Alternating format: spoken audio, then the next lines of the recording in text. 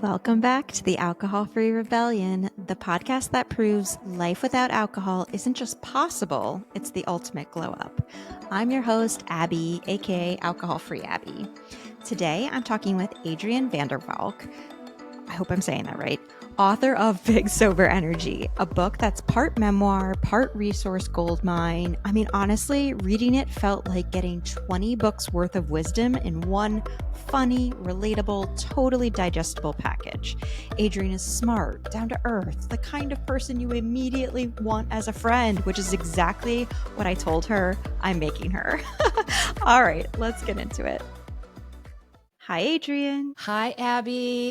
Thank you so much for having me. I'm so happy you're here. We were just talking to everybody who's jumping in now about her book, Big Sober Energy, which is incredible. So I was just saying to her, what I love about it is it's not all memoir and it's not all resource heavy. It's like this beautiful mixture of both. And it truly felt like sitting down with just a friend and her explaining all of this, but also dropping in all these wonderful anecdotes and resources. And as I said to her, I've never highlighted and circled and read notes or wrote notes in the margin as much as I did with this book. It's awesome. So my gosh, I'm just so excited you're here and we can chat all through it. But let's just back it up and do a quick intro. Can you just introduce yourself and give us a little bit of like your background, and then we'll get a little bit more into the book? Absolutely. Well, again, thank you for having me. And I love talking about my recovery journey and post.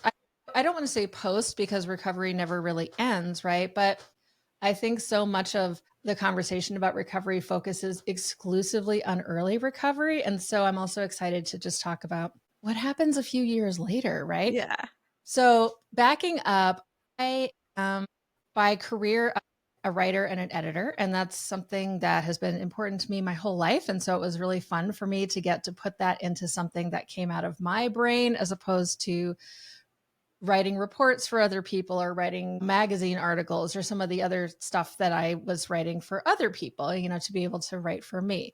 I live in Southern California. I own a business with my husband. We got married a little bit later in life, in our 40s. And so we're just, figuring out being married and running a business together, which is definitely exciting, but also a bit challenging. And I have lived all over the country. I grew up in Iowa, spent a lot of time in Oregon. My family is now in Colorado. I lived in Alabama, New Jersey, and now I'm in California. So I've bounced around a lot, which I feel really fortunate to have had the opportunity to live in so many different places. And I like to try new things. I'm not very good at following through, but I've tried many different hobbies. My current hobby is pole dancing, which you can't see it, but I have the bruises to prove that. And yeah, I'm just kind of I was a huge party girl. I would definitely label myself that way. That was an important part of my identity. It was something I cultivated. It was something I wore with pride. And now I'm a huge homebody and I like to be in bed by 9:30. And Oh my gosh. That's kind of me. It's amazing. I mean, so many similarities. And that's how, when you start the book and you're like, this isn't going to be a collection. I think you called them like soggy memories, which I loved that. But you were like, but just to name a few. And I think there were 3 in a row. And I was literally like, same. Yeah. It was wild. And that was the first page. So I was like, this is going to be good. But so you were in the corporate world though, because you were mentioning like conferences and that sort of thing. Was that still within writing, or was that another? So I actually was mostly in the nonprofit world, which actually has some surprising similarities to the corporate world. Yeah. And so I did a lot of public speaking and I did a lot of presenting, and that travel has always was at that time a huge, I don't know if trigger is quite the right word, but I loved traveling because I could drink as much as I wanted and nobody knew, or I thought nobody knew, right? I could order wine to my hotel. I could drink at the club at the airport. I could drink at the bar, go out and kind of test different bars and have this anonymity. That was really, those are some dangerous times. Like I had some of my most what the fuck? Can I cuss on your? Of course. Okay. I had some of my most like, what the fuck are you doing moments when Yeah. I was out of town by myself, which is pretty dangerous in I retrospect. know. I know. And it doesn't, at the time, I just relate to that. So, and I traveled a ton too, Mm-hmm. um, through like corporate stuff. And I wanted to, first of all, I lived in New York City in like a postage stamp of an apartment. So anytime to travel, the hotel room was always bigger than my apartment. So I'm like, score. Yeah. But it also, yeah, I just loved the freedom of it. And it was so acceptable, borderline glamorous to be like, oh, I'm going to drink on the plane. I'm going to drink at the hotel. There's free drinks at the hotel in the lobby, meeting up, whether it was clients, coworkers, by myself. Like it was just so booze heavy, the entire Yeah. experience. Like I never really traveled without drinking. But then looking back, it's like I was in so many dangerous situations that it wasn't even occurring to me what I was doing to myself.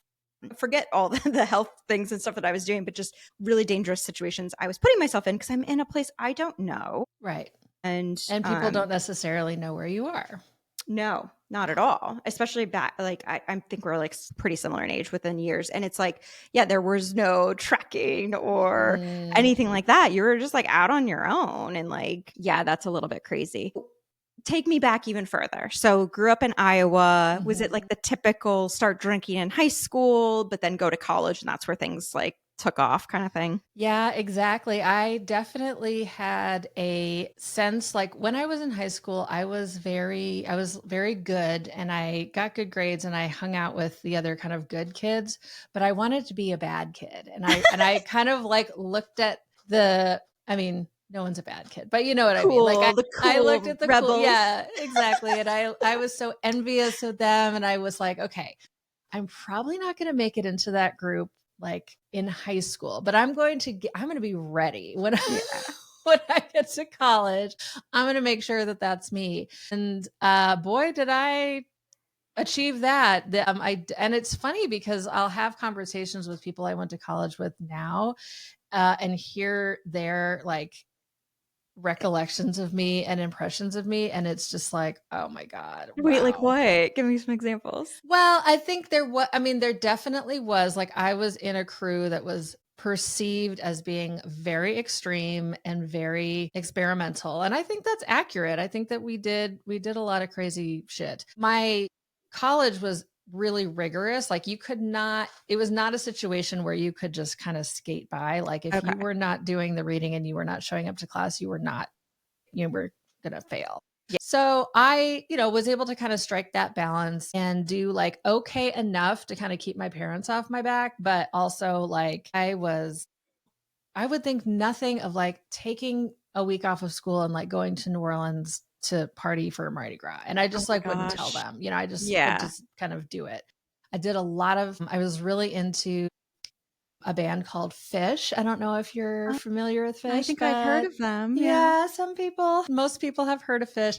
So I was really into them and I would go, multiple concerts in a row and just sort of like forget about the fact that I was in school and then have like a lot of making up to do. So I think there was like definitely like a sense of like respect and judgment from the people that I speak to now who were like, yeah, you were pretty wild. I'm like, yeah, I really was.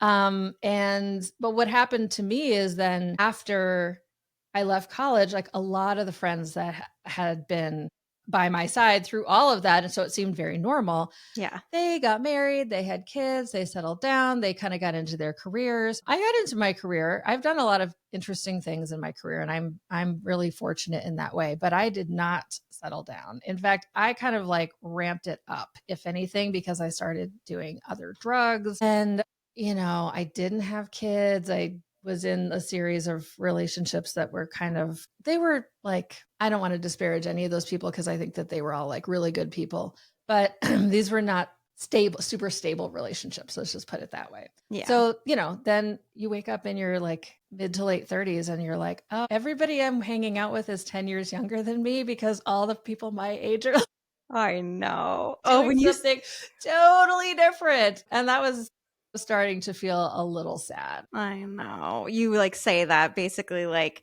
you picture like the bar stool and it's like just like cycling other people in and oh my gosh, I just so relate to this. And people that listen to this podcast have heard me talk about this a lot, but I always explain, I feel like a lot of people had this natural off ramp. Like they're like, okay, I'm going to all these fish concerts with you. I am partying at your level, if not harder. Go, go, go. And then all of a sudden they take the off ramp. And I'm like, whoa, I didn't even see that coming. Like, I didn't even know there was an exit there. All right. And then another one, and then another one. And I'm like, cool. So is my off ramp that's coming up, right? Okay. And so I thought mine was going to be like leaving New York City. I thought it was going to be getting married. I thought it was going to be having my first kid. And it's like, nope. If anything, I kept accelerating and my partying was getting more and more and more. And I was like, what is happening? And part of me was like, this is so fun. And it felt like badass in a way. Right. Like Right. I'm different. I can handle Yeah. it. Yeah. Oh, they're so lame. Oh, no one wants to party anymore. Like, and it just got to the point where it was like, no one wanted to stay out with me till 4 a.m. or whatever it was. And I just felt so lost. But like, it was so much what I wanted to be doing. And I couldn't make sense of it. And I was like, one, where's my off ramp? But two, why is everybody taking these off ramps? This is so lame. Right. What's wrong with them? Can't they see how awesome this is? Right. And then it's just like, oh. And then, of course, as time goes on, you start having all the physical symptoms and the anxiety. And it just gets to a point where you're like, I just can't handle this anymore. Right. So I definitely, resonate with how you talk about like the hangovers and that sort of thing. So was that like, talk me through your partying, like how does this start to like unwind a little bit, I guess? Well, in addition to not having an off ramp, I also did not have an off switch. And so there would be nights where that would start out exactly the same. And on one night, I would be like, have a few drinks, have a good time, go home, maybe feel a little queasy the next day, but like not too bad. And then another night, I would be getting kicked out of a bar, having a screaming fight with my boyfriend, be unable to attend work the next day because I was that ill. Yeah. And there didn't seem to be any difference between those two situations. I just had no control over night A or night B. And as much as I wanted to believe that I could control it, there just came a point where I was like, I fucking can't. I have tried everything. I have tried counting drinks. I have tried making rules. I have tried accountability buddies. I have tried, spacing the drinks out a certain amount of time, like setting a timer, whatever. None of that works. So I just had to accept the fact that not that I had to quit drinking, but that I did not have control over what might happen if I started drinking. Yeah. I could not drink. Like I wasn't someone who was so physically dependent on alcohol, although I think I kind of was getting there toward the end that like I had to drink or I would get sick. Right. But once I started, there was no way to predict whether I would stop or when I would stop or what I would do when I was in a blackout, which was starting to happen a lot more frequently too. And that was really scary. The blackout stuff is no joke.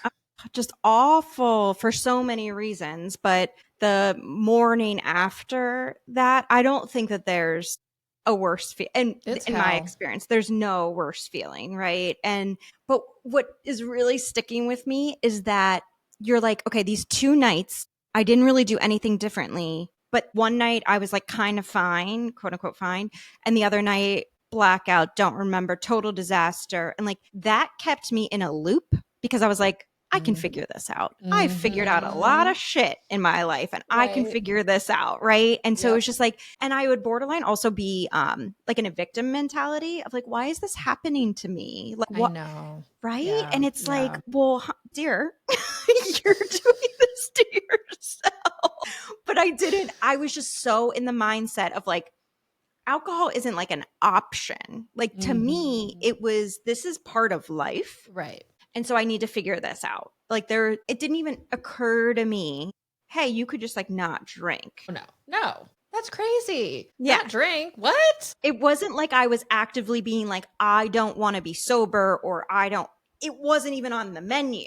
Like I didn't even know. Like amputating part of your body. Like that's truly how I right. felt about it. Like that is never, ever, ever going to happen. Ever. I know. Same. And it was just, my gosh, just the torture you'd go through with the blackouts and who do I need to apologize to? Or do I just pretend like everything's fine and maybe everything's Mm-hmm. fine? And then you're kind of trying to read into how other people are reacting to you and like, oh, do they seem weird with me? Do you think they know? And then like going to work. At one point, you said like struggling through that hangover where you're so ill under fluorescent lighting. I was like, my gosh, I can still feel it in my body, that like Yeah. horrible Yeah. feeling. Counting the seconds. I know.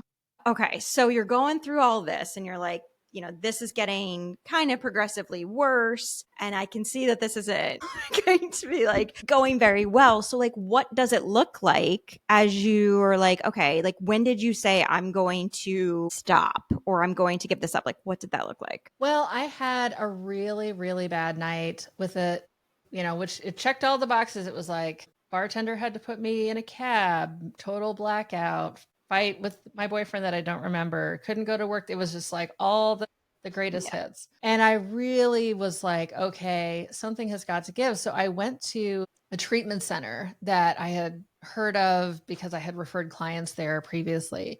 And I just had a very kind of ick conversation with the intake person there. Like, she was basically like, you need to check yourself in like today.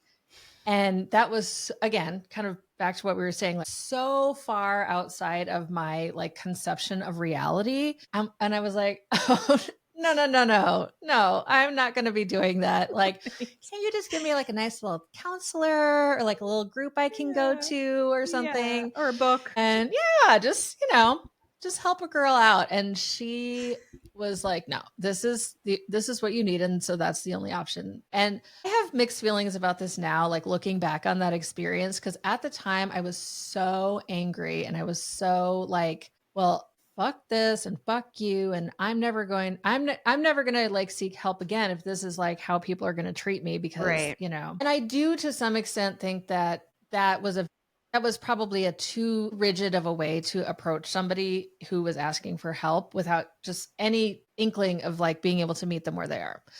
On the other hand, I probably did need to be checked into treatment. Well, yeah, Honestly, both like can be that, true. she probably wasn't wrong. I think her approach just sucked. And Yeah.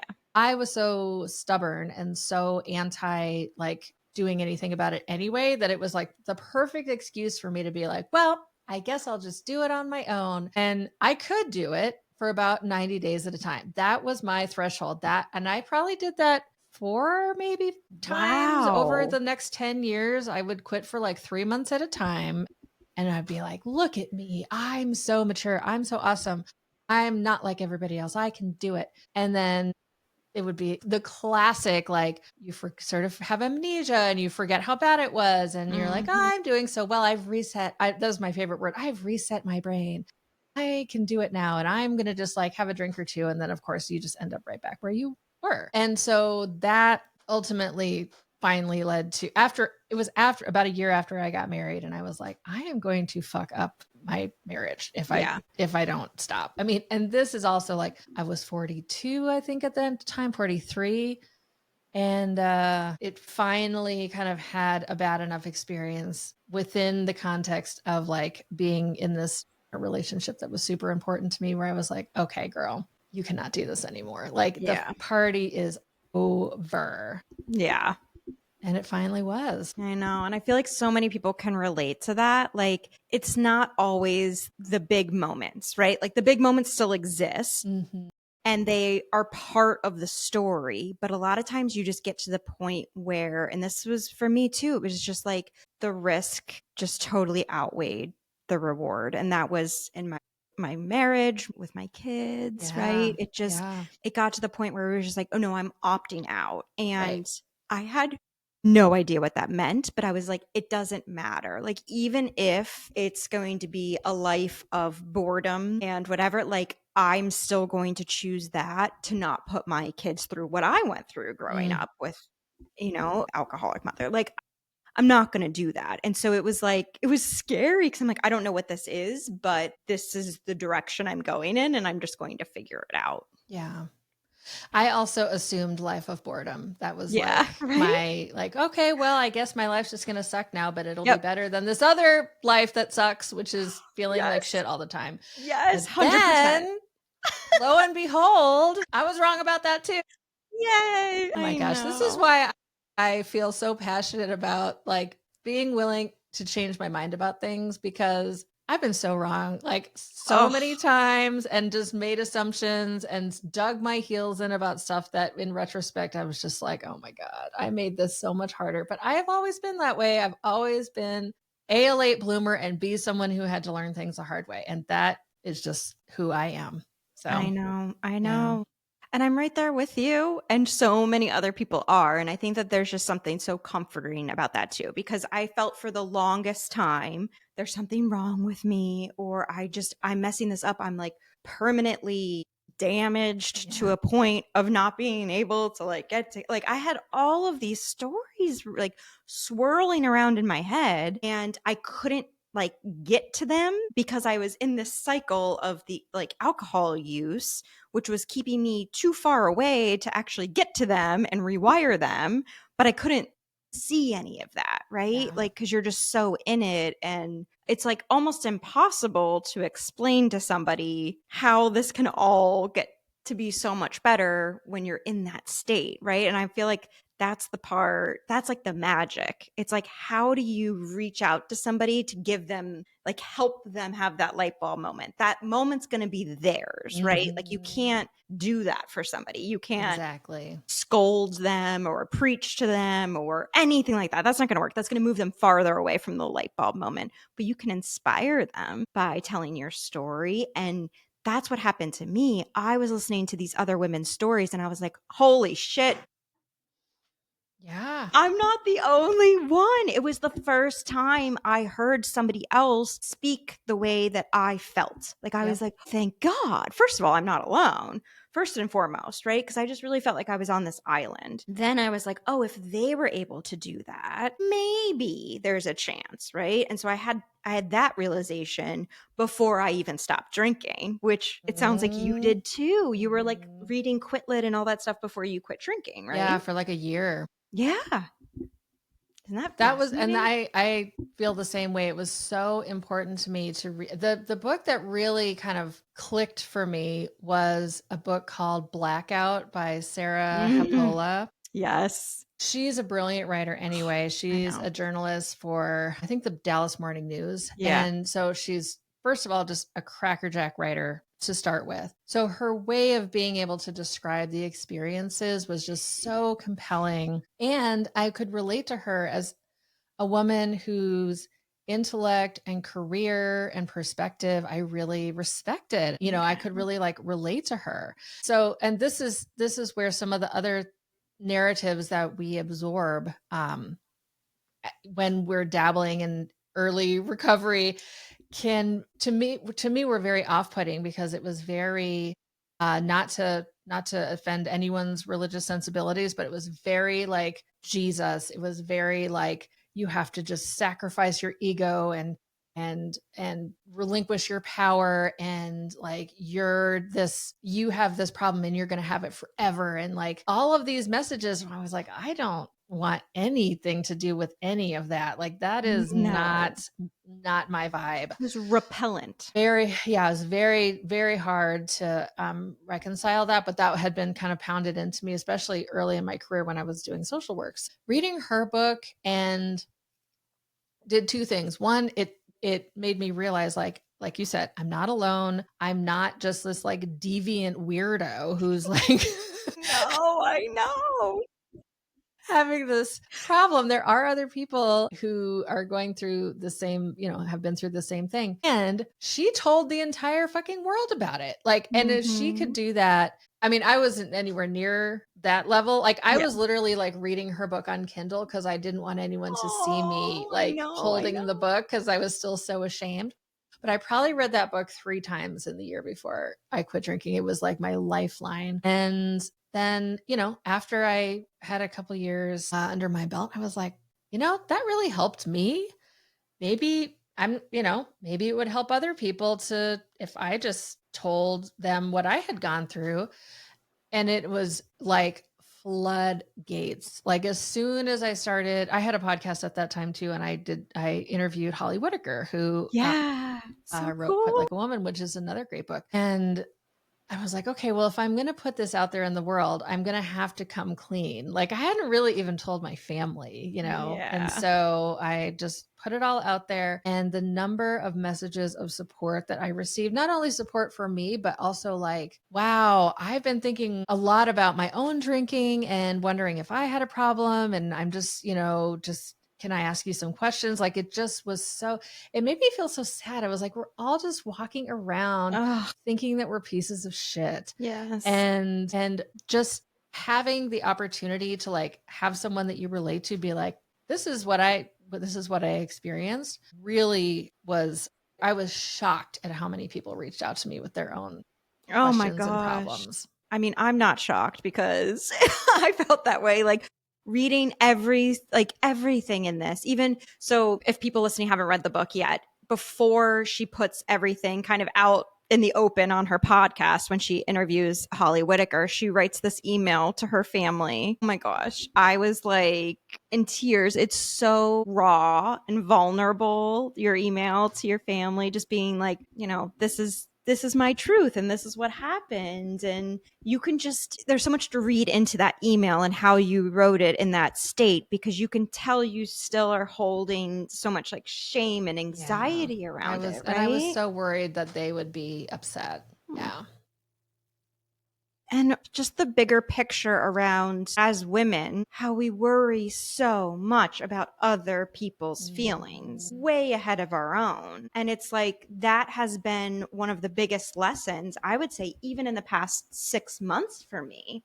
Because I'm only a year and a half into my sobriety journey. I just didn't even realize how much I abandoned myself. Yeah. I mean, it like breaks my heart. Like as I'm on this journey back to myself, there's so many beautiful moments, but it's kind of like, it's like heartbreaking because I'm noticing all of these like pivotal moments in my life. Like one was definitely going to college. I was from like a rural, small community, and I went to like an elite private school kind of thing. And all these kids from like New York, New Jersey, Catholic school, like I just was a fish out of water. Yeah. And so instead of being like, well, I'm just going to stay true to myself and be my authentic self, I just abandoned. And I was like, whatever they need from me. Like I let them dress me. I let them tell me like where we're going to go, how we're going to be. And then I was just like, I just need to make sure that they're happy and they like want me to be around. Like it was like a survival type thing. But there's so many moments like that where I can see where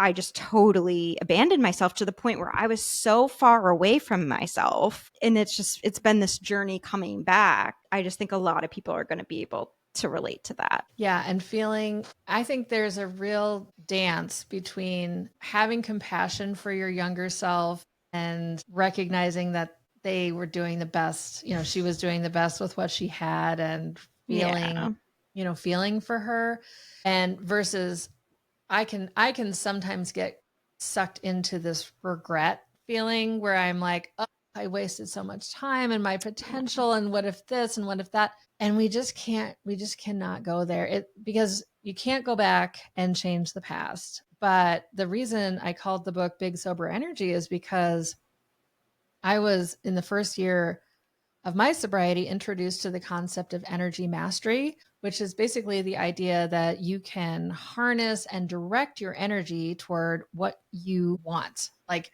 decide what you want, figure out where your energy is going currently, gather up the energy that's not going where you want it to go, and send it toward the future that you have in your mind. Yeah. And when we're drinking, like my energy was like, when am I going to be able to drink again? How do I like hide how much I'm drinking? How do I navigate this, lying to everybody about how hungover I am? And how do I keep it together at work?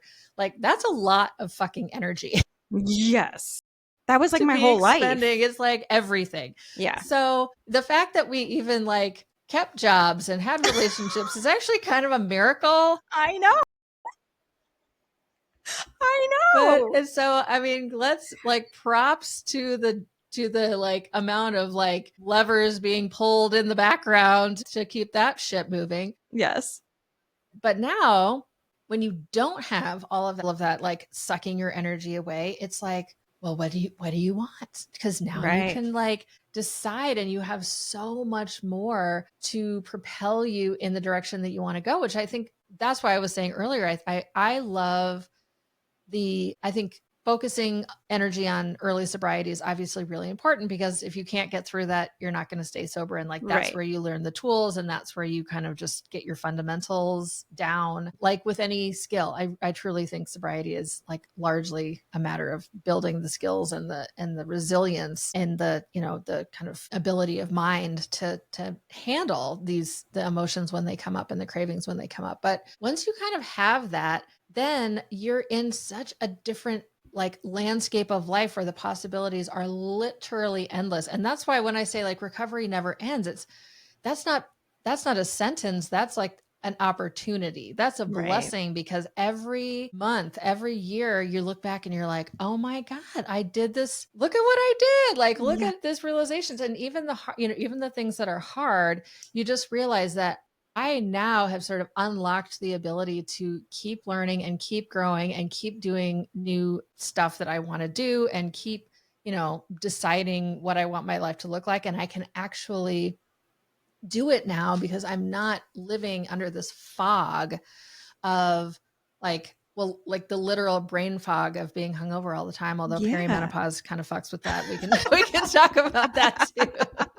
But Yeah. like the fog of shame and the fog of Yeah. just like disorientation, because you're just so confused all the time and just So trying to figure out. confused. And Yeah.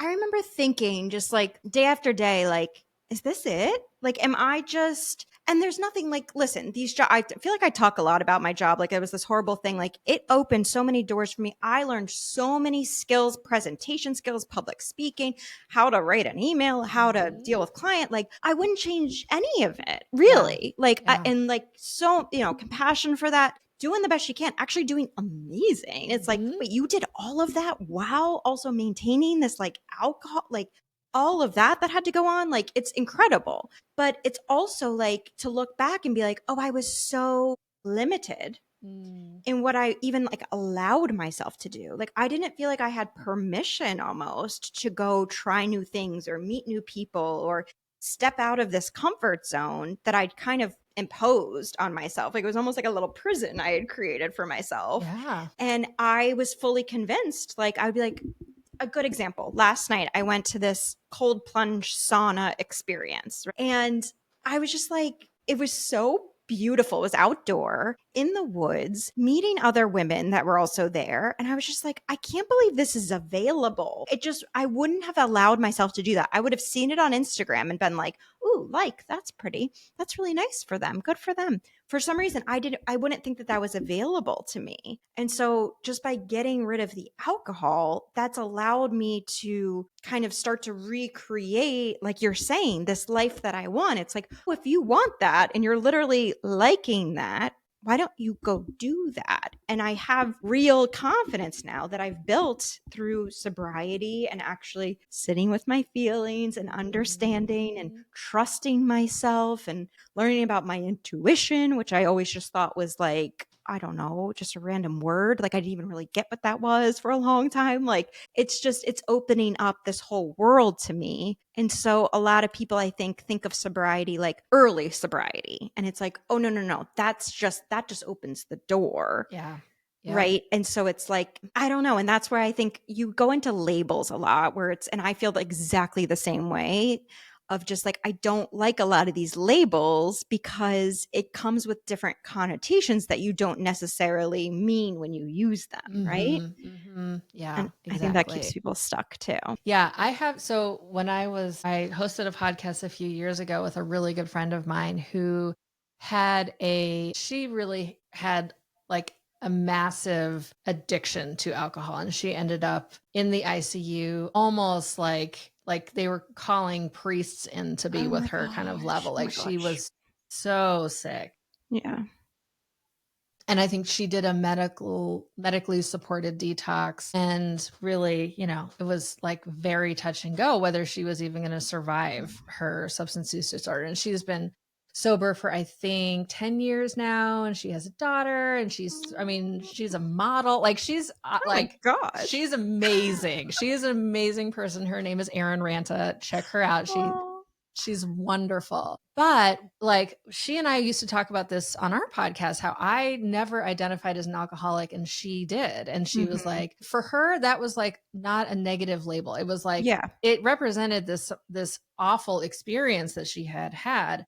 But she felt like, I absolutely did, like, was super addicted and had no control. And there was like, had to hit like the rockiest of rock bottoms Yeah. basically to turn things around. So yeah, I'm not, I don't have any qualms about adopting that label, because it like literally almost killed me. So, but this is why in the book, I talk about like, there's such a huge spectrum of experiences and a huge spectrum of reasons why someone might quit drinking. And, some people are just like, it's fattening and I don't feel good the next day. So I'm just going to give it up. And it's like, well, that's great. Like, Good for you. good for you. That's not what happened to me. But like, I, Yeah. I also feel like, I wasn't getting DUIs. I wasn't losing jobs. I had some shaky friendship and relationship stuff for sure. But the biggest thing was really my relationship with myself. And Yeah. then, I think I probably got to the point where my physical health was going to start deteriorating pretty quickly, because that happens in your 40s. You Yeah.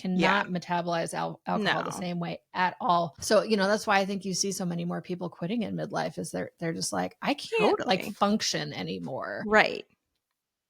And, not that I wish that on anybody, but I do think that it is maybe kind of nature's way of being like, okay, like you. And I think it coincides with this, like, I know everybody likes to call it midlife crisis or whatever, but it's like this midlife awakening, right? Mhm. Because I think I know for me and a lot of people I talk to, and now reading your book, I feel like we're friends, so I'm like going to speak for you. Yeah, But it's absolutely. like basically like you're kind of surviving, right? You're like, okay, I'm pushing through, I need to take care of this and I need to achieve that. And it's almost like you come to this place where you're like, but like, what's of all of this? And like, what Right. really am I?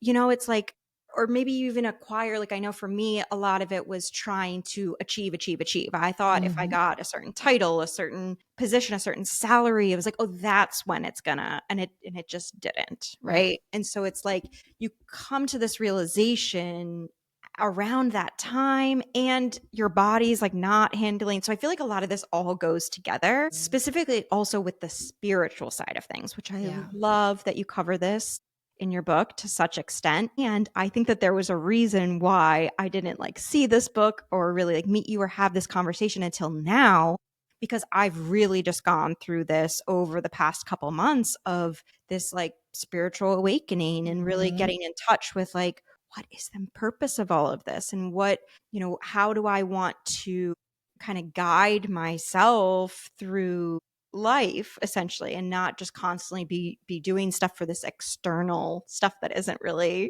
helping anyways, right? No, exactly. Exactly. What did that all look like for you? Like, how did you, because you were a yoga teacher, so I feel like you had like sprinklings of like the spiritual side of things pretty early on, right? I did. Yeah, I was a yoga teacher, and I also I had no real like training or mentorship in any kind of like spiritual practice. I was raised Catholic, which actually has a lot of ritual stuff built into I it. So, know. like I can get down with like some incense and some candles and some chanting, because that like Yeah. all makes sense to me. I'm not down with the misogyny and the child abuse and the, Right. pillaging of native communities. But so like I can take what I appreciate from Catholicism, and have woven that into my own practice. So I was part of a spiritual group that was very much focused on a practice called theosophy. And so I got immersed in that. And that was, again, like not 100% my jam, but I took kind of from that what I felt like really resonated with me. So I love thinking about energy as being like a tangible thing that we can use to benefit our lives. I think so much of what we experience as metaphysical or sort of new age or occultish actually has like very real, like scientific explanations, but we just, don't like want to make that connection. Like, you can't see the wind. You can't see radio waves. There are many, many things that affect you. You can't see somebody's vibes, but you can feel them, right? Right. Like somebody's bad mood can definitely have an effect on you. So why is it that we have so much difficulty with the idea that like the moon could impact how we feel, Of course. or Yeah. the idea that, oh, I just lost my train of thought. Where'd it go? Yeah. Or Oh, even like, yeah, crystals and different things. telepathy, all of Yes. that. Yeah. Yeah. So I'm very open to those kinds of ideas. And I think that there is just a really rich buffet of spiritual options that we can, once we kind of open our minds, that we can draw from. And, there's some danger in that because there's, you and I are both white women. I think there's like a lot of cultural appropriation that happens in spiritual spaces but yeah, I think I think that's really, kind of getting back to what you were saying about like recognizing like all you have right now is like this exact moment, or you know you could believe that you're like living a different life in a different timeline, and you could project yourself there and learn from that version of yourself and bring it back. But living in the past, stressing about the future, is just making yourself miserable. Yeah. And so I think if I had to kind of boil it down, I would say like secular Buddhism is probably the best description for the way that I'm living now, is just really, really focusing on mindfulness, focusing on staying present, focusing on equanimity and non-attachment. That's been enormously helpful to me because um, I am a Capricorn, and I'm my moon is in Aries, and I can be a real resentful bitch. I can hold a grudge for a long, Yeah. long time. And that honestly doesn't really do anybody any good. So Yeah. yeah, so that's kind of been helpful to me just in terms of battling some of my own like personality traits that drinking definitely exacerbated in a bad way. And then I'm just kind of looking at now as a more mature person, like, I don't want to live like that. I don't want to spend the next like 40 years like that. Right. I mean, I think that was a lot that was tied to my drinking, right? It was just so much anxiety over past trauma. And I couldn't, I remember even like recently in the past couple months, I like came over to my husband. I was like, oh my gosh, I finally get what it means to let something go.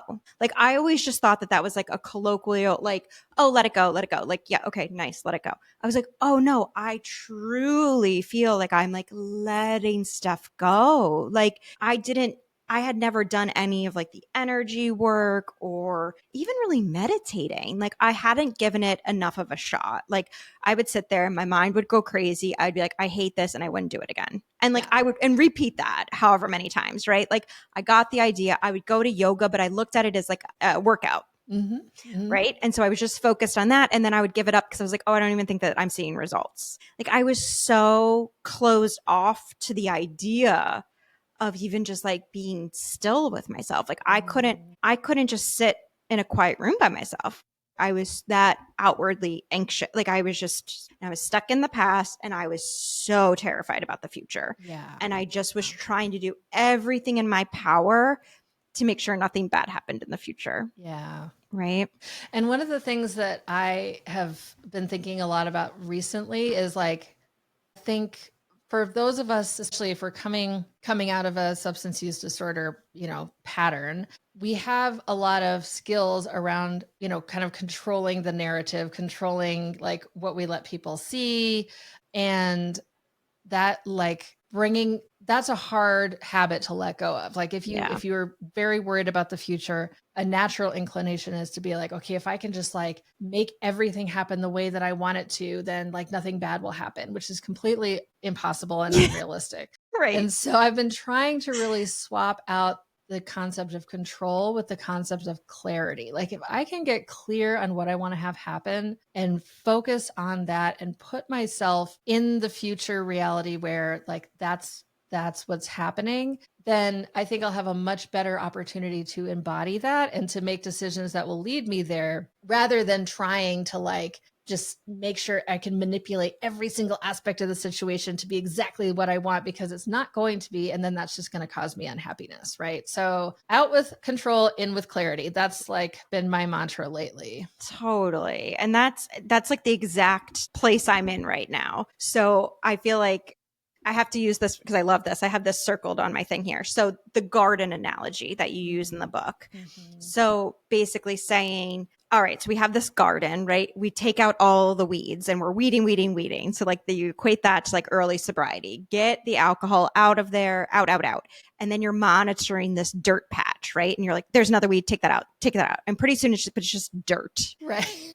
Right. And then you're like, okay. And then like the weeds start kind of popping up and you're like, oh, whatever. Cause you've been staring at dirt. And so it's like, no, you have to fill the garden, fill it You with. got to plant something else in the garden. Yes. Yeah. Yes. Because otherwise you're staring at dirt for the rest of your life. Yes. And so like that's really what I've like this journey, the past couple of months that I've been on is like, well, what do I like? Like, what do I enjoy doing? Because I mean, decades of my life was like, oh, I'm just going to go to the bar, just going to go drink, just going to, and it was just completely, I wasn't planting in the garden. Right. And so Right. it's like getting back in touch with dance. Like I grew up dancing. I was a competitive dancer. I love loved your it. dance videos on Oh my TikTok. They're so gosh. great. Thank you.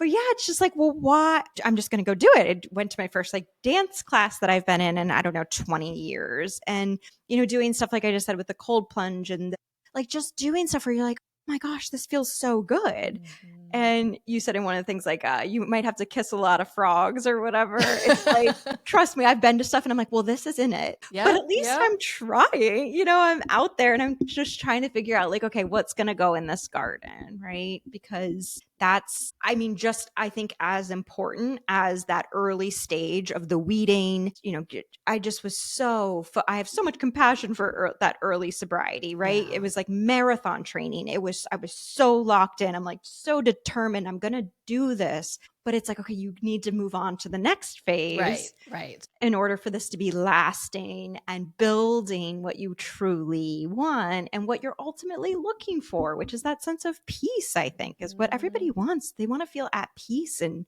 really just like content with what they're doing and lit up, but not all the time. And to be able to enjoy your life, which I think is Yes. another barrier for people, especially if they, if you did a lot of damage while you were drinking, there is this, sometimes I think there is this feeling that you don't deserve to enjoy your life because you were bad, and Yeah. you hurt people. And sometimes we have people in our lives who perpetuate that idea and they don't really want you. I mean, not that they would never say like, I don't want you to be happy. Right. But there is this sense of like, oh, well, you just demanded all this negative attention from your bad drinking behavior. And now you want to like be rewarded because you're doing the right thing. Like, and this is where I just think compassion, kindness, give people permission to change. And I think that can be difficult. And sometimes that's external and sometimes that's internal. Sometimes we have that conversation with ourselves. Like I did all these terrible things and therefore I don't deserve to lead a good life. So that's if you follow me on TikTok, that's like a recurring theme to what I post is like, you do deserve it. You don't owe.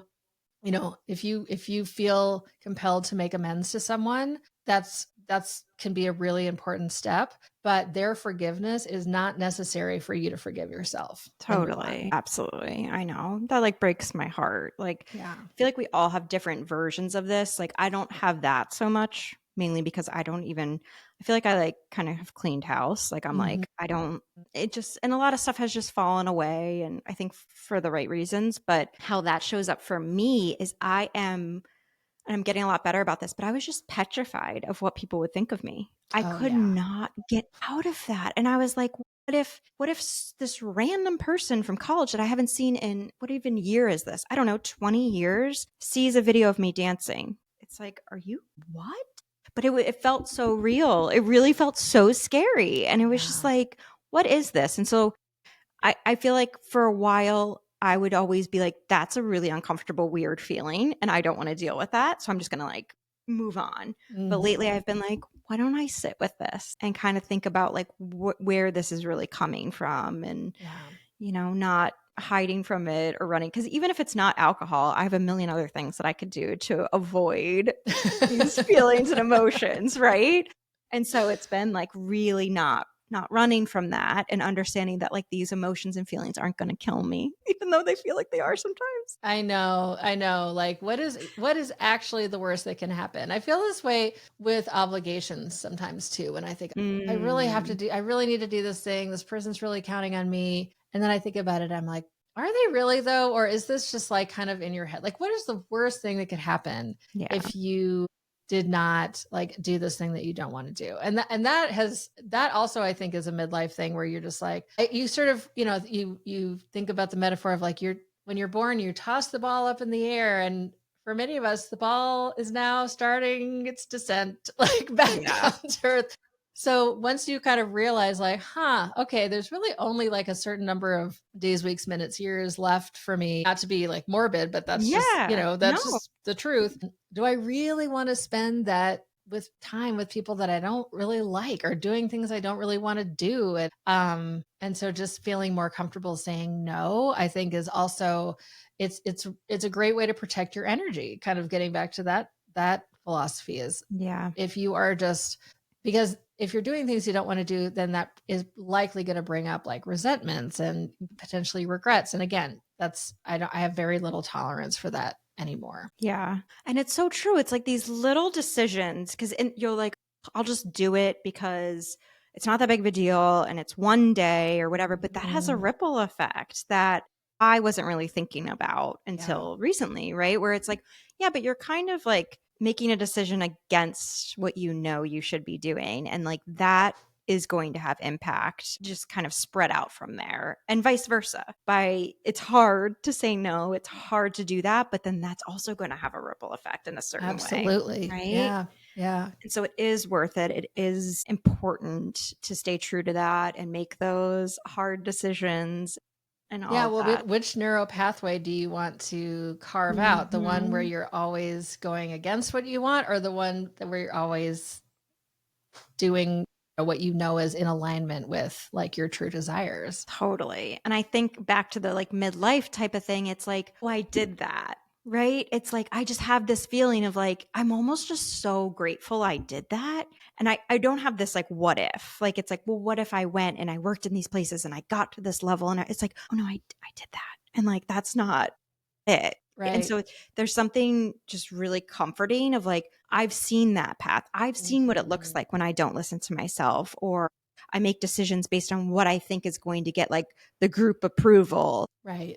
And there are pluses to that. Like, I can't say that there aren't. Like, it felt really good to always be included at all the parties and all the different stuff, but the cost was too high. Yeah. And so I think just understanding that and taking that forward as you start to make these other decisions, there's kind of like, I don't know, you can't really put a price on that kind of thing. No, absolutely not. I wouldn't trade it for anything. And I agree with you. Like, even though I feel like that those years were so difficult, I don't think I would be as comfortable with myself now if I hadn't gone through that.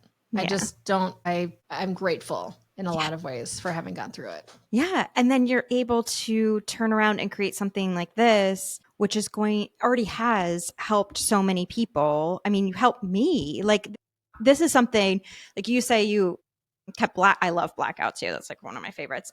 But this is going to be something that like I read over and over again and refer to. And so like, I don't know, just like letting that sink in and just, this is amazing. And how you think of Sarah as a writer, I think of you. I think you're an amazing writer. Thank you. Like blown away by this.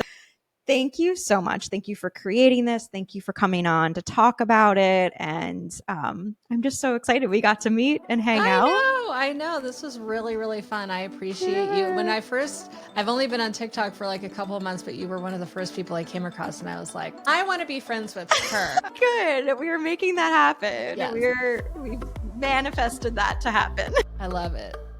Amazing. Well, thank you so much. I'm going to link all of the good stuff in the show notes around how to find Adrienne, how to follow her, how to get this amazing book. And yeah, I think everyone's going to really love it. Well, thank you so much. And yeah, hopefully we'll get to be on other podcasts together in the future because this is super fun. Yes, for sure. All right. Well, thanks so much again. Absolutely.